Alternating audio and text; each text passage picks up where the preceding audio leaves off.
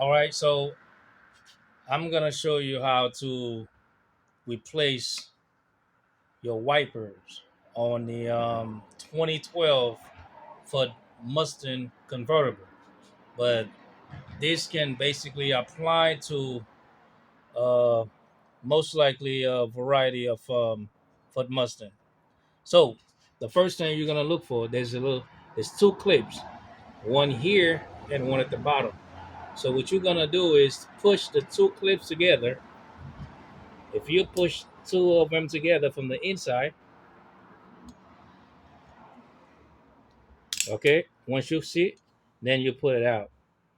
These little two clips right here. All you have to do is just push both of them from the inside like this. And then while you're doing that with two fingers and with this hand, you just put it out. All right. So you see the clip right here? This right here goes in here when you insert it back together, just like so. See? In and bring it out and clips it together. And that's all it takes. To remove it, push both clips with two fingers out. Once they unclips and pull out. That's all it takes.